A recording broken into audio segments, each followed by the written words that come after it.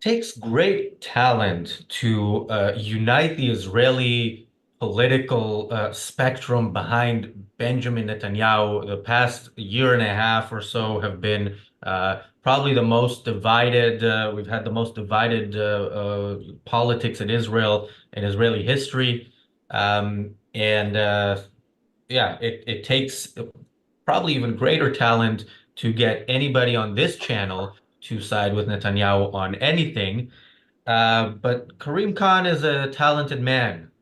He is the prosecutor for the International Criminal Court who has decided to issue arrest warrants for the Israeli Prime Minister Netanyahu, the Israeli Security Defense Minister Gallant, and a few Hamas leaders, just so that he's not accused of taking a side.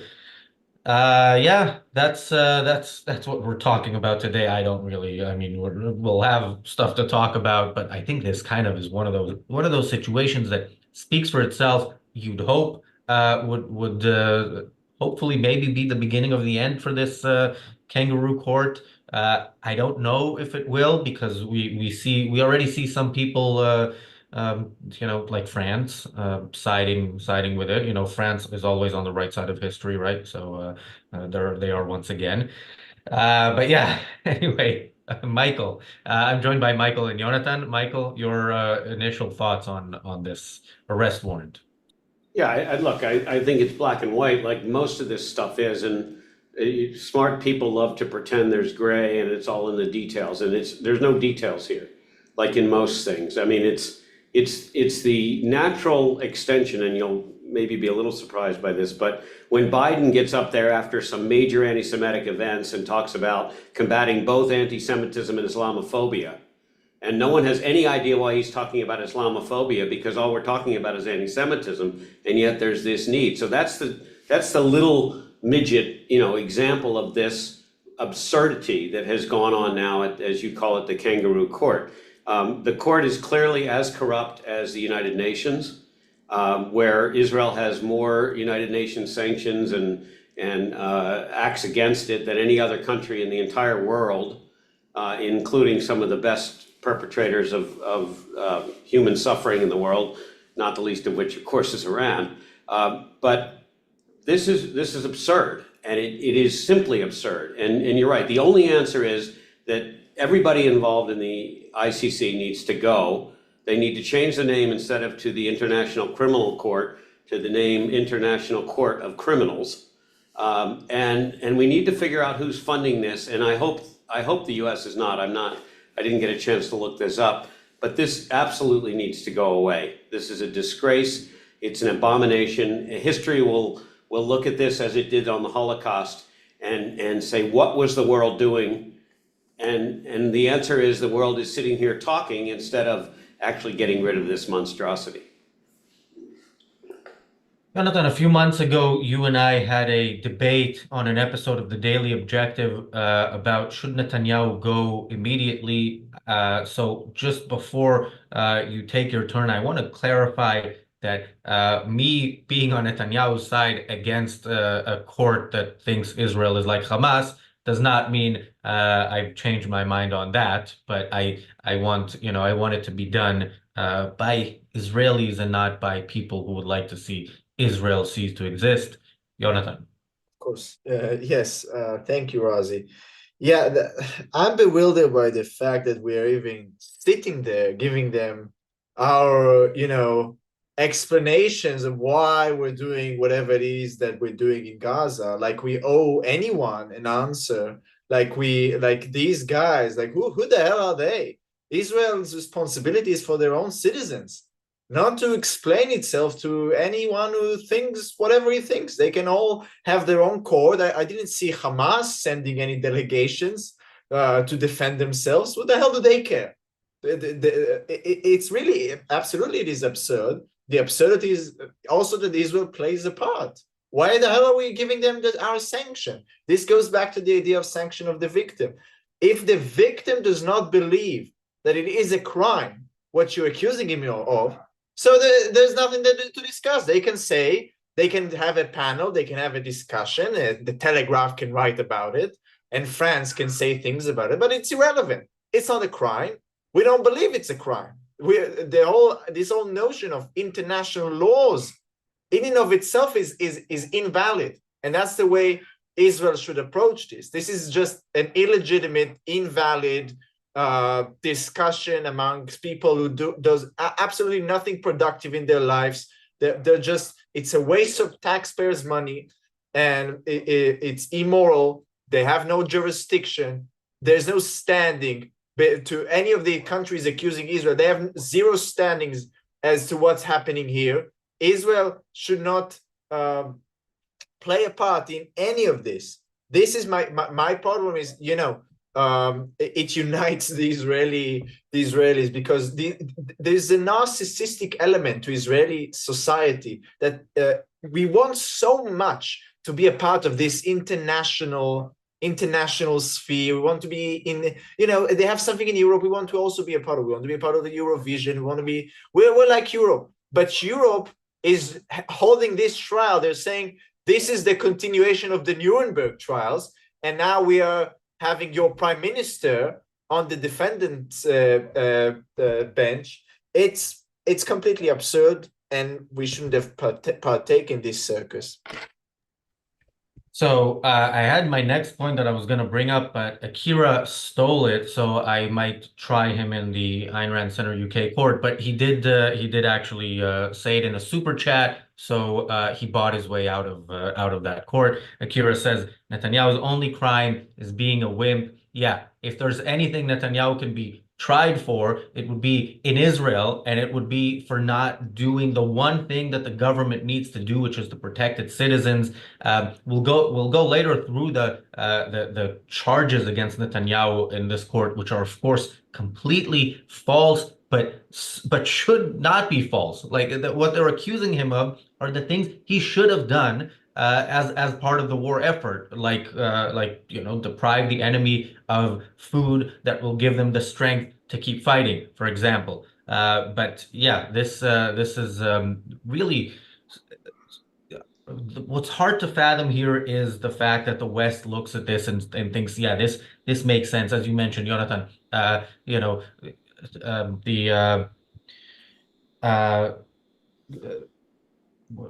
are they called? Hamas are not going to show up to this court, and yeah, you can't accuse them. They have their own morality, right? They're doing something incredibly noble, incredibly just.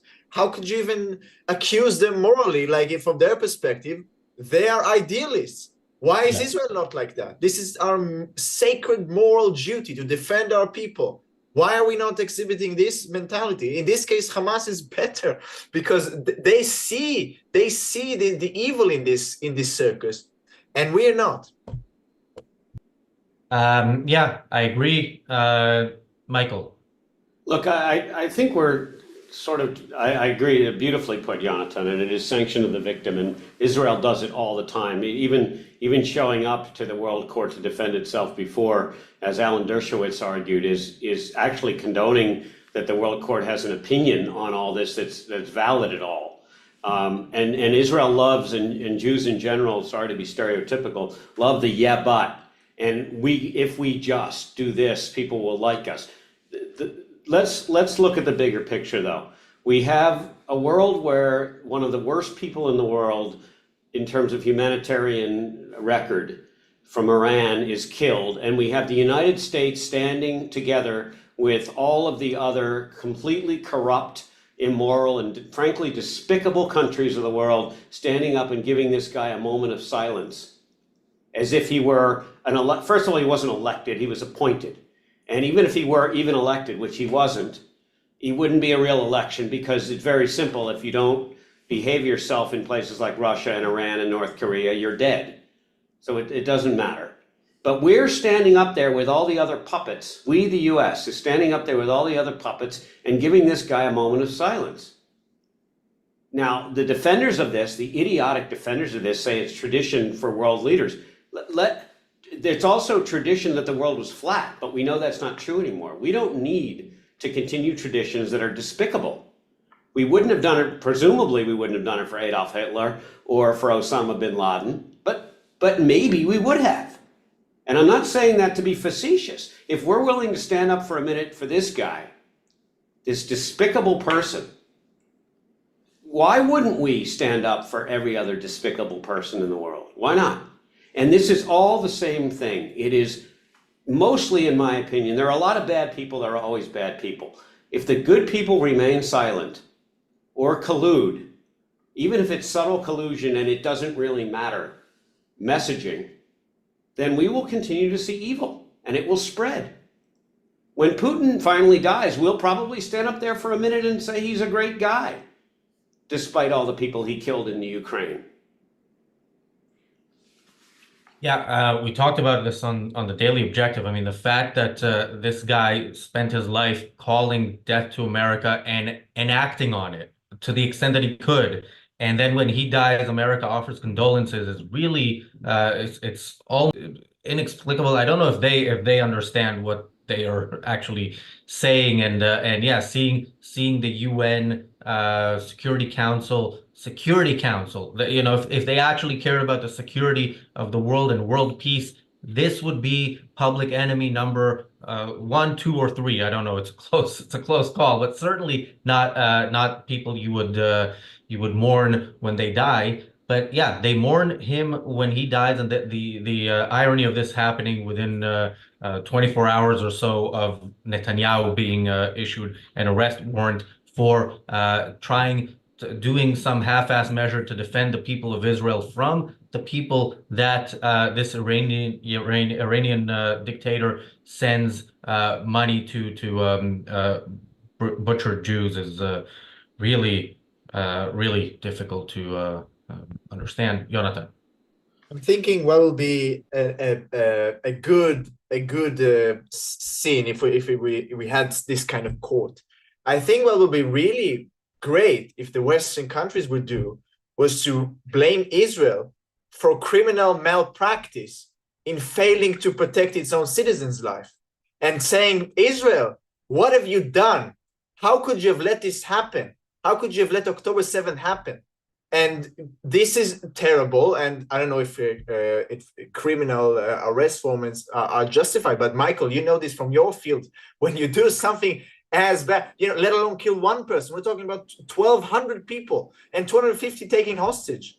There has to be consequences for that. And from that perspective, I agree that there should be a trial. But these Western countries unite and they do this oral equivocation between the victim and the aggressor.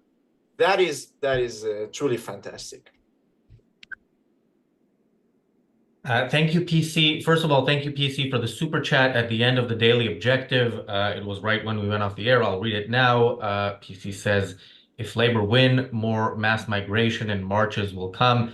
Well, I think we disagree on the issue of migration, although I also disagree with the way it's done in the UK, because people are offered basically welfare as soon as they land, and there's no criminal justice system that scares away the people you don't want coming here. But yeah, things will get worse. But of course, the Conservative Party isn't that much better, and they deserve to lose. But yeah, as I said in the previous show, I expect it to be a difficult 5 years for the UK. Thank you, PC, for the super chat on this show. PC says the ICC are against Jews existing.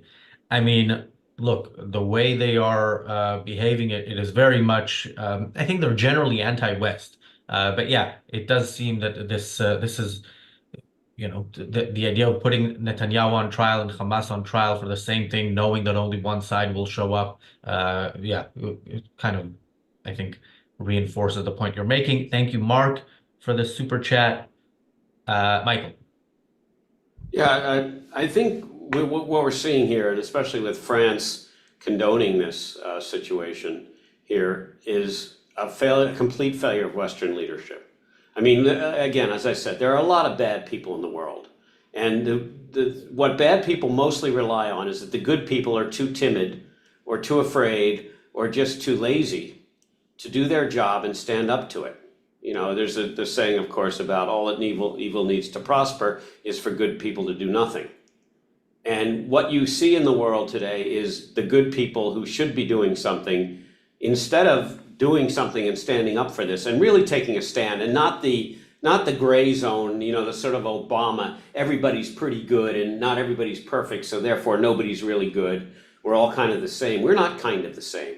There is good, as Ayn Rand said and other people have said, there are right and wrong and good and evil.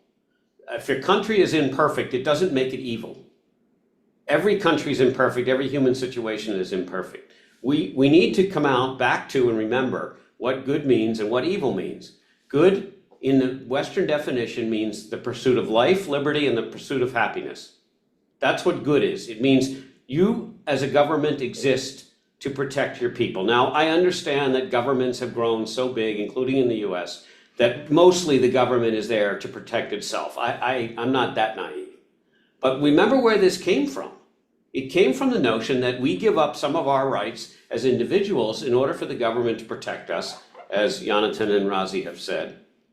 And they protect us, and they allow us to do as much as we can do without infringing on other people's liberty. And that at least is our ambition.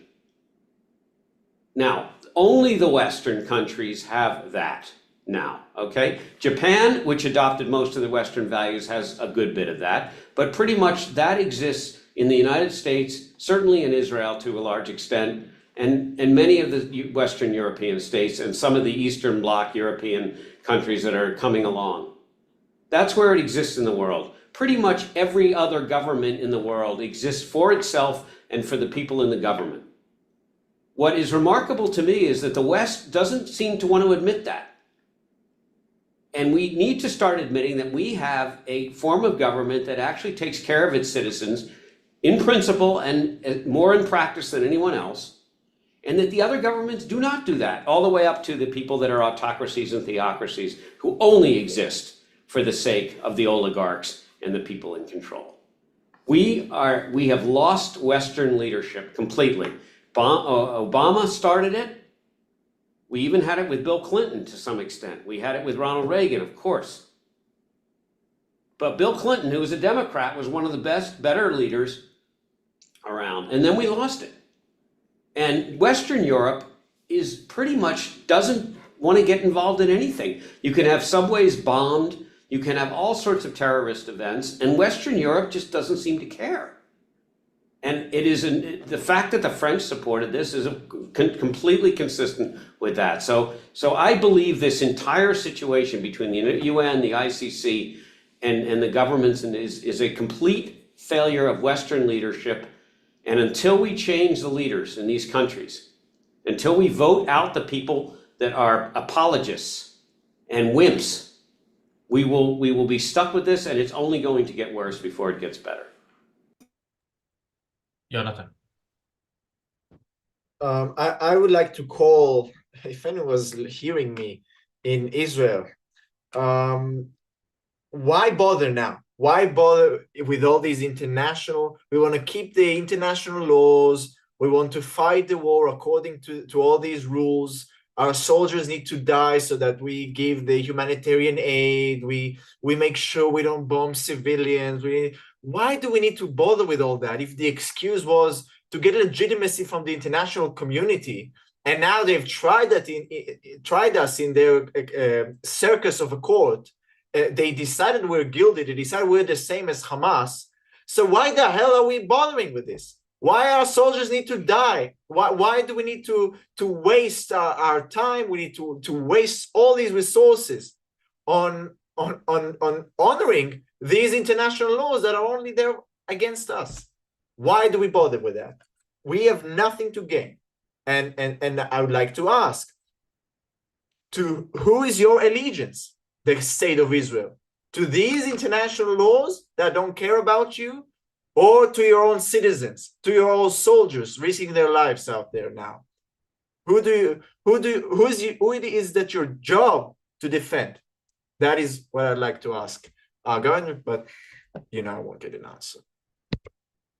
So let's look at what Israel is actually charged with. So Khan said both Netanyahu and Gallant bear criminal responsibility for a list of war crimes, including starving civilians, willfully causing great suffering or serious injury, willful killing and intentionally, is that the word? Intentionally directing attacks against the civilian population.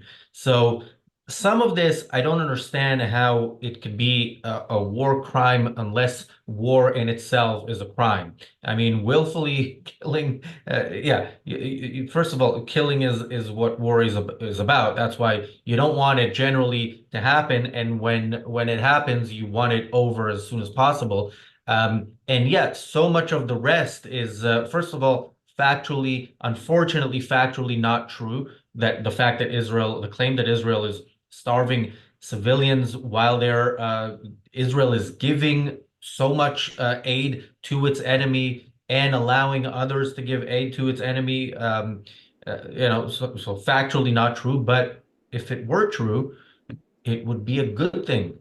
So much of this is just you know this is telling as to where what the state of the world is and what the state of Western civilization that looks at something like this as serious as something that should be even addressed as opposed to dismissed completely like any random person on a street corner with a megaphone. But yeah, it's not. Michael. Well, George Orwell said it. It's called doublespeak, and it's called the up is down and down is up, and good is bad and bad is good. And by the way, it worries me a bit that we're even considering humanitarian aid to an enemy, because this is apparently a new rule which only applies to Israel. Because every other, I'm sure, as I've said on this show before, I'm sure Putin is making sure that all the Ukrainians in his war zone are being, the civilians are being fed and supplied with water and so on. And I'm sure that when we're killing people in Syria to the tune of half a million Syrians in that civil war with Assad, that he's making sure that the people he's fighting against are all, to the best of his ability, treated with humanitarian aid. This is a new rule. It didn't exist in Afghanistan. It didn't exist in Iraq when the US went in there. This is something completely novel. And it doesn't apply to anybody else today, and it never has in the past. And it's a little bit like that saying that if you say something often enough, it becomes the truth. We've almost started to accept this notion. And there's one very simple humanitarian way to stop the killing of civilians in Gaza. It's called surrender. That used to be the way wars were started. That's why sometimes in war you surround the enemy and you let them starve to death so they surrender. The fact that this enemy has decided it's better to meet Allah rather than surrender should not have any effect on our strategy. And part of Netanyahu's weakness is that he answered these calls, and part of Biden's disgusting morality or lack of morality is that he even brought it up because a fringe group of his people in Minnesota and Michigan decided that this was called genocide, even though the population's skyrocketing in Gaza. So that I think is the biggest issue that we are confronting. The rest of this, as Razi said, these are not war crimes. War is hell. War is about misery and death and maiming and morbidity and the aftermath and people starving to death and people not having enough water. That's what war is, and that's why we generally don't want it. This is not what the world is trying to portray. They think we should somehow surgically, we being Israel, should surgically take out only the terrorists, as if we had pinpoint lasers that could only kill terrorists, and leave all the civilians alone. And by the way, make sure that the shops are all stocked with food that the terrorists are not allowed to buy, which they don't buy anyway. Of course, they just take it. So the whole entire thing it's disgraceful. And there can't even, like you said, there shouldn't even be a response to this. This is a crazy person. This is an institution that's invalid on the face of it. And the fact that one of the Western countries actually supports it should make everybody reevaluate what France stands for. Jonathan.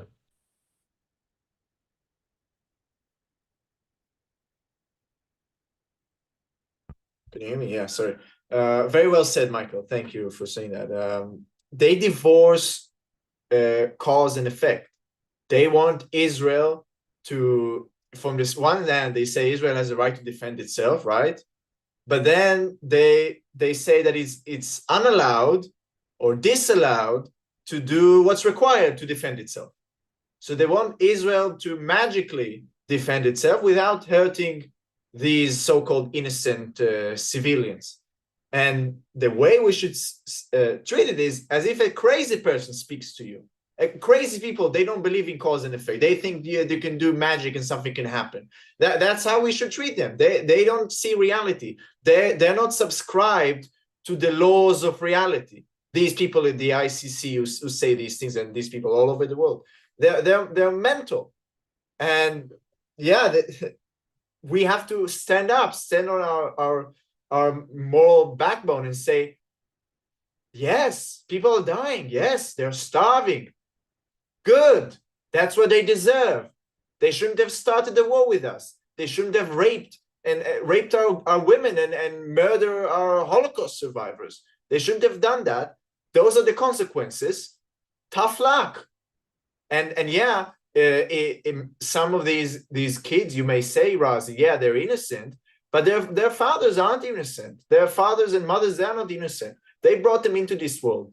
This is the world they're living in. And yeah, it will be better that they live under freedom, but they don't seek freedom. They still celebrate to this day. They celebrate every time Hamas shoots 2 rockets to Ashkelon. They celebrate that because they're about the destruction. They're not a positive force who wants to build. If they wanted to build, Gaza would have been a paradise. But that's not what they're about. So yeah, Israel needs to say, we don't believe in international laws.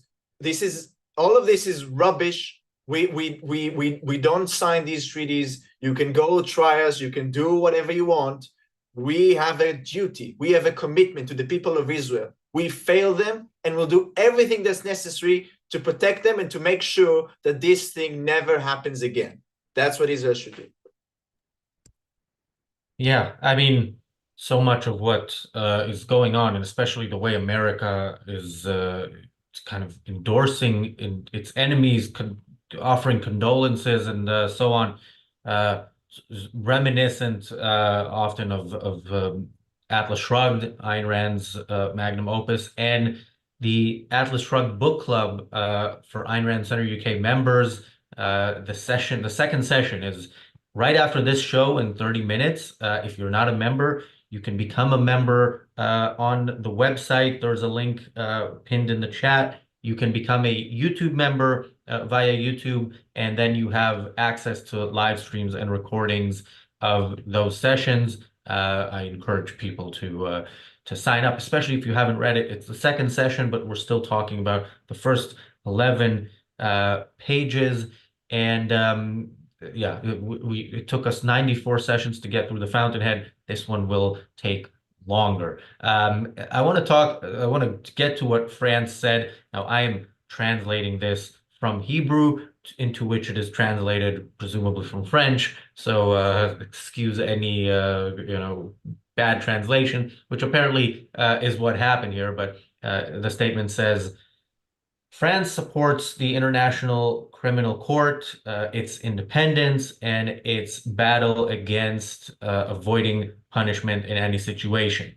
Now, this was taken as support for the decision, and then they said, well, we don't automatically support every decision, and they kind of walk it back because, even when France fights for evil, it fights in a very French way. Apologies to any French viewers or supporters we have. But yeah, this was very different from the way some other countries reacted, like the U.S. and Britain and Germany, who were very clear that they oppose this. And France also made a statement that we tell the difference between Israel and Hamas. So it's very kind of them. Yeah, Michael, has your opinion of France changed for the better after that? This is again doublespeak. This is ridiculous. This is not an independent court. This is a court that trumped up some charges, invented some stuff, some new laws it decided on, not the least of which is the really absurd comments about war, as if we can have a war without problems. And this is a way for supposedly smart-sounding, insightful people to cover up the truth and obscure the truth. So it's despicable language. It's politically done. You know, they brought in all the experts on how to say this without saying it. They basically support the notion that Netanyahu is guilty. That's what they're saying. Period.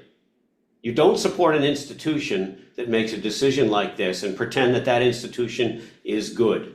There's nothing independent about this. We all know that. So I think France, frankly, it is appalling. I think Israel should make sure they reevaluate its relationship with France. And Israel may have to go it alone without much help in the world. They better wake up to this, because what they're seeing across almost all of the West is kind of either half-assed support, always caveated with insightful intellectual crap, or, as in France's case, a new way to come at Israel and get that knife slipped under their security vest and stab them a few times before pulling it out and saying, well, we sort of understand where you're coming from. Jonathan. It's something new, is it? France, after the 6-day war had an embargo on Israel for not selling any more weaponry to the Israelis because they dared to defend themselves, which is was much more catastrophic than this this statement. So nothing new under the sun. It's a result of ideas. It's a result of the bad philosophy that is very prevalent in France. You remember all these movements who supported, for example, the Khmer Rouge in Cambodia. They all came from the universities in France. There's a very particularly bad moral corruption that's going on in the French academia, and it's not surprising, is it? It's not surprising, but what's surprising is that it's also not surprising, but we have let all this come to this point. Why have Israel let this happen? Why are we seven months after this war and we have time to deliberate on these to go to the Netherlands or wherever that is to deliberate it? I don't know why. I have no idea why we're wasting time and our taxpayers' money on it and not using it to buy more ammunition. That's much more useful than to pay for these lawyers. Thank you, Sahib, for the very, very generous super chat. Sahib says, stay optimistic, Razi. That's because I earlier told Sahib I'm not optimistic about the future.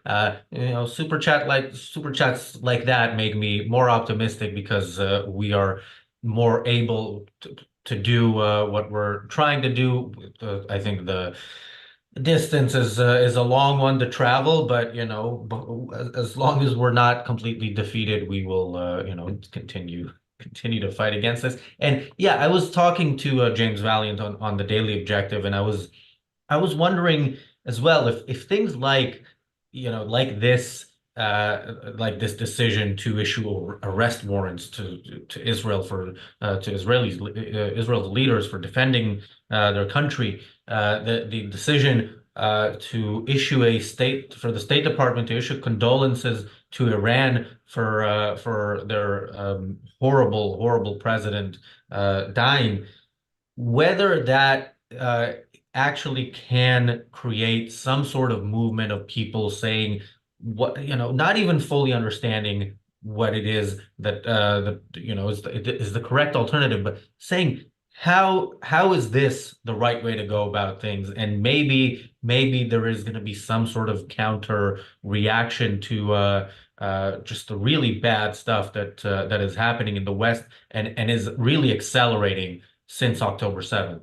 Michael, any optimism in you? Look, I think the optimism has to come from re-educating. Well, we're not probably going to be able to re-educate the young people because they've been indoctrinated by humanities departments that I sometimes think it's 80% or 90%. But if you look in America, for example, there's essentially nobody that is considered conservative or right-wing or even centrist, for that matter, in humanities departments. And as best as most people can tell when they look into this, promotion and tenure at humanities departments depends on almost on how crazy left and quote progressive, which of course is a oxymoron, another doublespeak, you can be, and how ridiculous you can say things like mathematics is a suppressive, oppressive thing. And I really hope these people would get on a bridge that didn't use math and they would end up in the water and we wouldn't have to hear from them again. But I do think that the only real optimistic way to get through this is we've lost a generation, I think, of really, quote, useful idiots that are very dangerous. We see some of them in Congress who are people that, Trump unfortunately said it badly, but these are people that cheered 9/11. They claim they didn't, but there's very ample evidence now that they cheer 9/11-like events, including the killing of Israelis. And they do support groups saying death to America. So I don't know why anybody thinks they wouldn't be cheering 9/11. You have a lot of young people that believe that sort of flippant comments where anybody who's strong and successful is bad and anybody who's weak and miserable and wretched is good. And that's what they've been taught. So until we get rid of these humanities departments and replace them with some philosophy that does have some measure of reality in it. Philosophy should not exist purely in a vacuum. Otherwise, you might as well just go to another planet. But if you want to have a philosophy that's straightened out and focused back on rationality, as Rand says, reason, purpose, and self-esteem, then you absolutely have to educate students in a different way. And the only way I think we're going to get back to this, we don't have to have people singing the Pledge of Allegiance or Hatikva or whatever in their school. But what we do is people to understand fundamentally that government should exist to preserve the liberty of their citizens. Full stop. If we could get that concept through, it's not a hard concept. It's not one that's ever talked about. Because we talk about free this and free that, we don't realize we got a gun to somebody's head paying for the free, and it ain't the government, right? We need to teach people that governments exist for the sake of their citizens. It is in the Declaration of Independence. We the people, for the people, by the people, etc. And that's what we want. Then we're only gonna end up being ruled by Putin's and Ayatollahs and Hamas type people in the future. The only hope I see is if we start to educate children in a different way to understand the beauty of liberty, scary as heck, but it is the only thing that builds real self-esteem, and it is the only thing that I think, based on history, has ever led to humanity flourishing and making the real progress. Jonathan. Absolutely, Michael, absolutely. Everything has to go through education, through ideas. You have to uproot this corrupt ground, all these corruption that exists in the humanities departments. Cause for optimism, I would say, is the rise of this channel, the fact that there are more people watching, the fact that there are more people who contribute. That is a cause for optimism. It shows that there are still people fighting for the good. So for that, there's still hope. There's still free will. Things can change. There's always free will. So so long as people are willing to fight, the fight is not lost. It's just not yet lost. So and forces. There are forces around the world who are very positive. For example, the president of Argentina now seems to be rather positive. There will be. I really hope that this will bring a new wave of politicians that will actually be influenced by what's going on in Argentina. And as a reaction to what's going on in Europe, another cause for optimism is that not actually everybody hates Israel. These protesters, they make us think that, but look at the Eurovision, for example. The fact that there are significant numbers of people who support Israel and they don't give up for these thugs. So there is still hope. I don't think all yet is lost. And I think we have to speak up. We have to stop being so nice.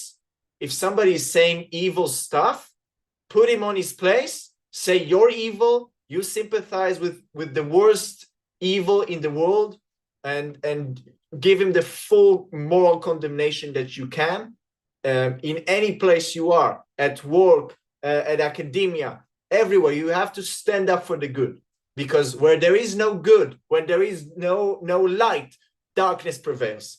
So you have to be a torch, and as more torch bearers out there, the more hope there is. So definitely there's cause for optimism. Well, I kind of feel bad following that with what I'm about to say, but when I think of short-term optimism, typically, if you tell me, what's the first thing that comes to mind when you think of, a reason to be optimistic in the short term, my answer will not usually be Lindsey Graham, but Lindsey Graham apparently is trying to push through some piece of legislation that will punish this court, that will kind of I don't know exactly what it's going to do, but it's going to change its status. It's going to be specifically going to make it difficult for what's his name again, Karim Khan himself, and maybe specific sanctions against him and others who are taking part in this. You know, I don't know what's going to come out of that, but I do hope that there's some.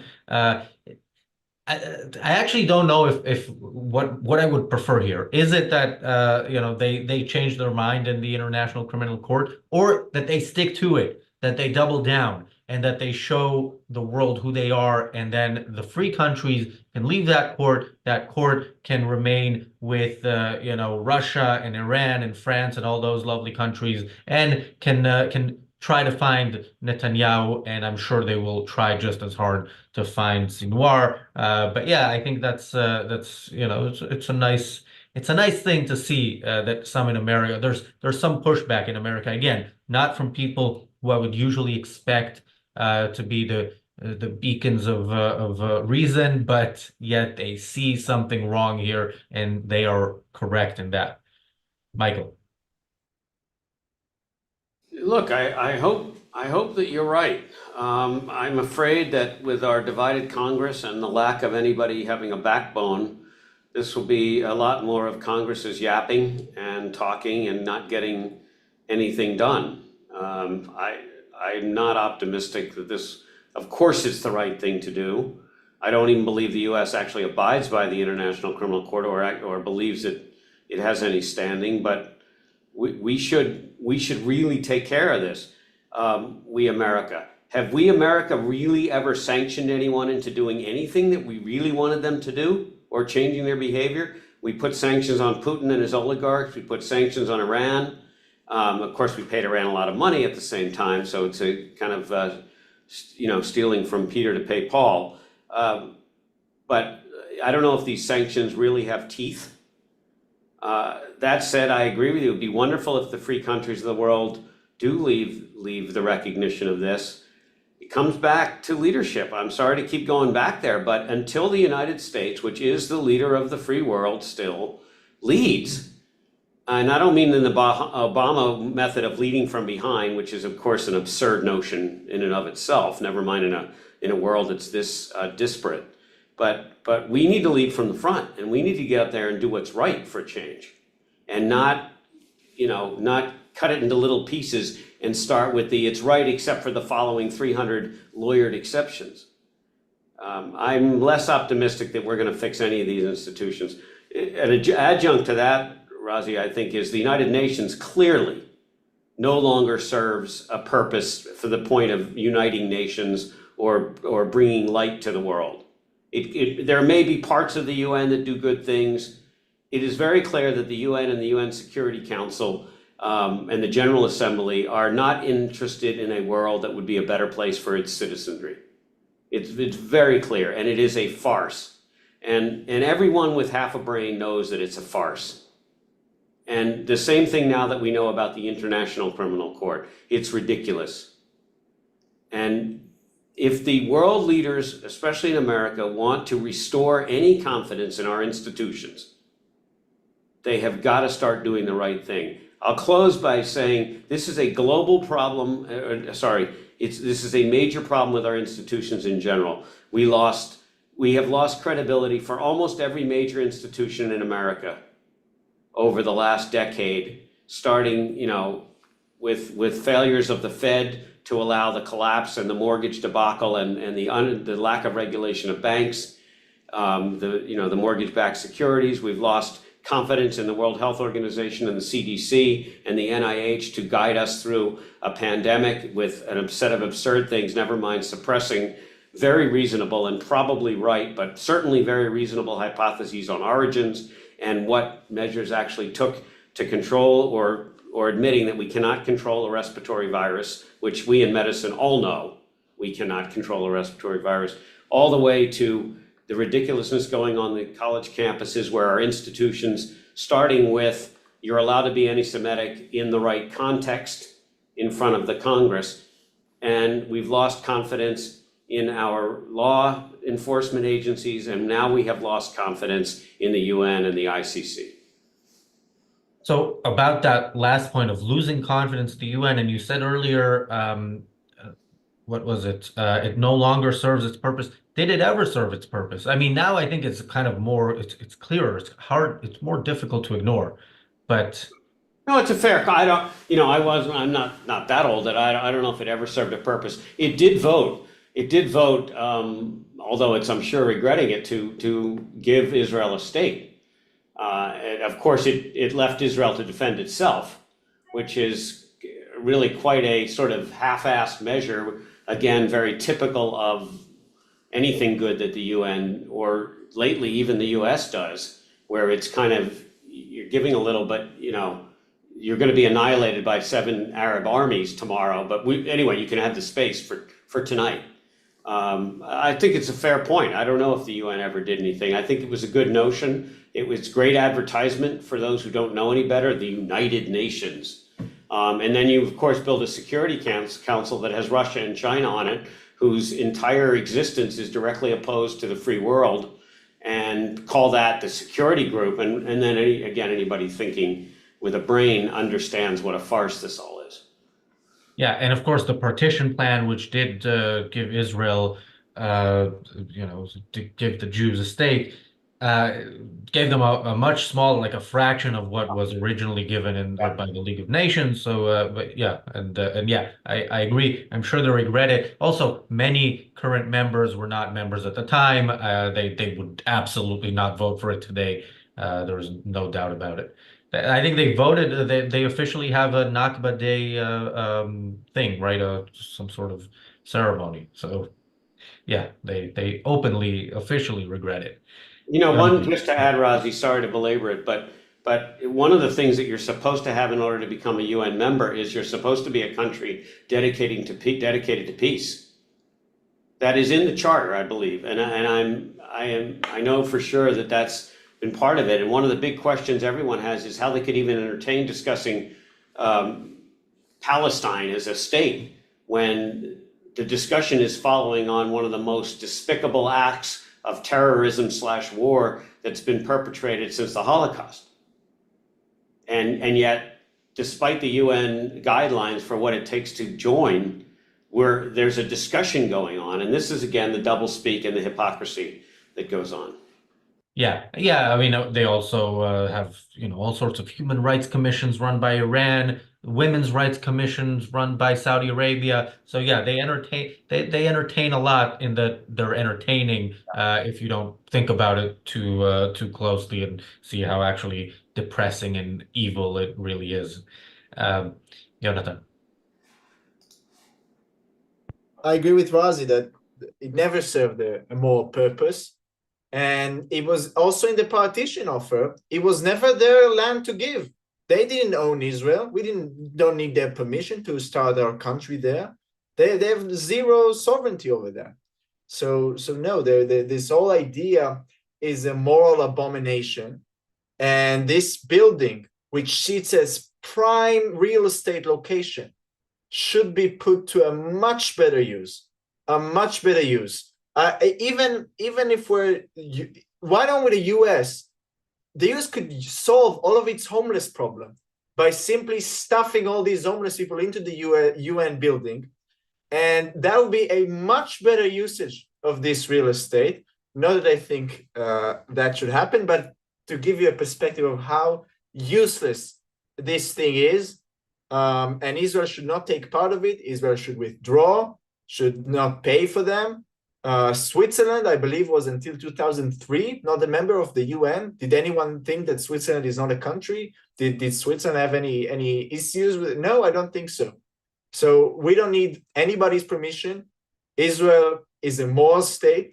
We earned our existence by being a moral beacon here, by purchasing the land, by building the cities, by doing the agriculture, by doing all of that. We don't need anybody's permission.